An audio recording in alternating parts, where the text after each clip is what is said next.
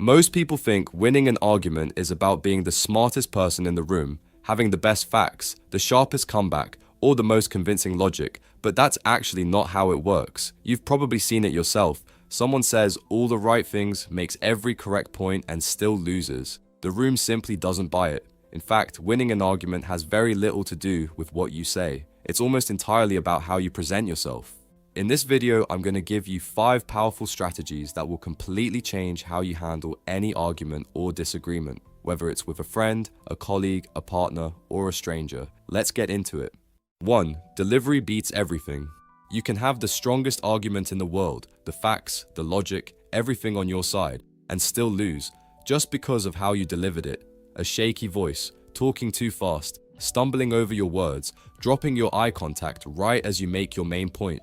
These things don't just make you look nervous, they make your argument sound wrong even when it's right. Think about it from the other person's side. If someone makes a statement with a shaky voice, with eyes that look down, with words that tumble over each other, your brain automatically reads that as uncertainty, as someone who doesn't fully believe what they're saying. And if they don't believe it, why should you? The people who consistently win arguments aren't always the most right. They're the most composed. They speak slowly, they finish their sentences, and most importantly, they look at you when they make a point instead of looking away. Compare these two scenarios. Someone makes a bold statement saying, "Roses are blue." Now someone else argues, no, that's not actually true, right? But maybe there are some roses that might be blue. Now compare that answer to this. Sure, there are some blue roses, but most roses are red. Both guys made basically the same statement, but it feels completely different, doesn't it? Delivery isn't about performance, it's about believing what you're saying enough to let it land. Slow down, finish your sentence, and then stop talking. Let the point sit. But even the most composed person can lose an argument the moment it gets personal. The next trick is about keeping it clean, no matter how heated it gets.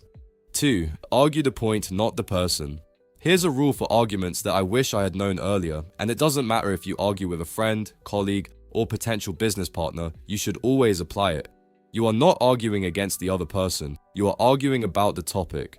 Most guys mix these two up completely. They start arguing about a topic and slowly it turns into arguing about the person, about their character, about their past mistakes, about who they are. The second that happens, everyone loses, no matter how the argument ends. Both parties will just leave the conversation feeling worse than before. Picture this, 2 people are disagreeing about a decision at work. It starts as a clean back and forth. Then one of them says, "The problem is, you always do this." Now it's not about the decision anymore, now it's about character, now it's personal, and the only way it ends from here is badly. The person who went personal never wins. They just changed the argument into one nobody can win. So if you want to win every argument, then you need to stay on the topic. Even if they go personal, don't follow them there, just bring it back calmly. If they say, "This is so typical of you," you say, "Let's not go there. What exactly do you think I got wrong here?" Just like that, you're back on track. The person who loses their emotions always loses the argument, even if every single thing they said was correct. The moment you feel yourself getting heated, slow down, take a breath, stay on the point. How you see the other person and how you feel about them should not change just because you disagree. That separation is a sign of real maturity, and people can feel it. Separating the person from the topic is what keeps an argument from turning into a war where both people lose. But even when you do everything right, there's one thing that will quietly destroy your credibility over time if you get it wrong. 3. Brutal honesty. Most people think the way to win an argument is to never back down. Hold your ground, push harder, and whatever you do, don't admit you were wrong. And that works. Once, maybe twice. But long term, people start to notice. They notice when you stretch the truth a little, when you conveniently leave out the parts that don't support your case, when you keep pushing even though everyone in the room can see you've lost the point. And once they notice, your word stops carrying weight. The next time you make a strong claim, people don't just take it, they wonder if you're doing it again. Every time you aren't 100% honest in an argument, you're slowly destroying your credibility, and credibility is the most valuable thing you have in any disagreement. That's why, in order to become truly charismatic and unbeatable in arguments, you need to practice brutal honesty. Here's what brutal honesty looks like in practice. You're mid-argument, the other person makes a point, and if you're honest with yourself, they're right. Most guys ignore that feeling and keep pushing anyway, just to not lose face. But sometimes the 3 most powerful words to say in any argument are, You are right.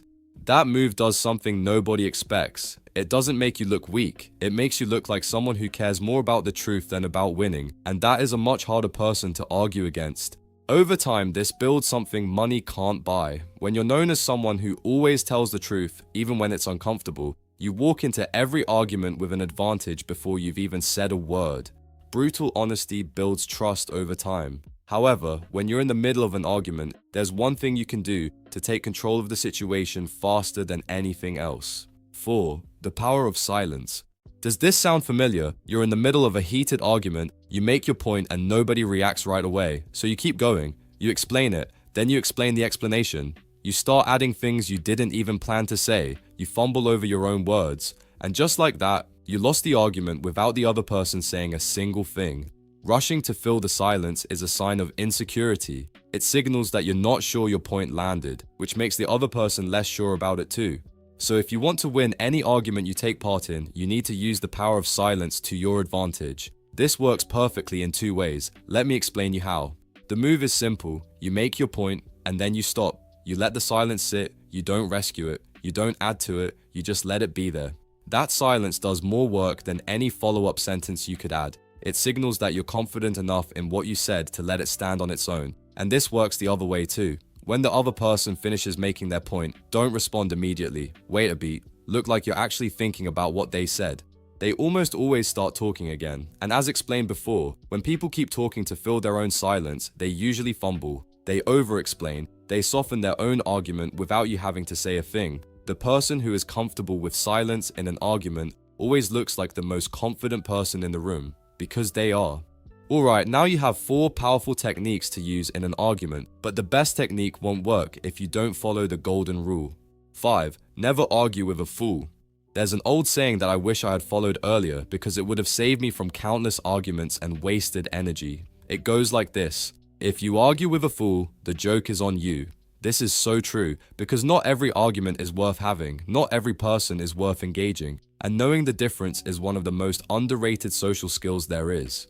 Here's how to spot the situations where you should just walk away. Indicator 1. The other person isn't actually listening to anything you say, they're just waiting for their turn to talk. Indicator 2. Every time you make a good point, they switch the topic. Indicator 3. The conversation keeps going in circles and nothing is actually getting resolved. Indicator 4. The whole thing started over something so small it doesn't even matter. In those situations, arguing against it doesn't make you look strong. It's just a waste of your 2 most valuable resources, time and energy. The most powerful response to a pointless argument is sometimes just, I hear you and I see it differently, but I'm not going to keep going back and forth on this. And then you actually stop. No anger, no drama, just a calm, clean exit. That move communicates something no comeback ever could, that your time and energy are worth more than this, that you're not someone who can be dragged into unnecessary drama, that you pick your battles, and this one isn't worth picking. The people who are most respected in any room are not the ones who win every argument, they're the ones who choose which arguments are worth having. Let's bring it together. 1. Delivery beats everything. Slow down, finish your sentence, hold eye contact, then stop. Let your point land. 2. Argue the point, not the person. Stay on the topic. Never go personal. The person who loses their emotions loses the argument, even if they're right. 3. Brutal honesty. Say the true thing even when it's uncomfortable. And when you're wrong, admit it. Your reputation does the work in every future argument. 4. The power of silence. Make your point and stop. Don't rush to fill the silence. Let them talk themselves into trouble. And 5. Don't argue with a fool. Not every argument is worth having. Choosing to walk away from the right ones isn't weakness. It's the clearest sign of confidence there is. By the way, if you want to find out how good your social skills are, we built a free charisma test. It takes 2 minutes and shows you exactly which areas you're already strong in and where the biggest room for improvement is. The link is on my profile. It's worth doing. And if this video helped, make sure to subscribe so you don't miss the next one. See you there.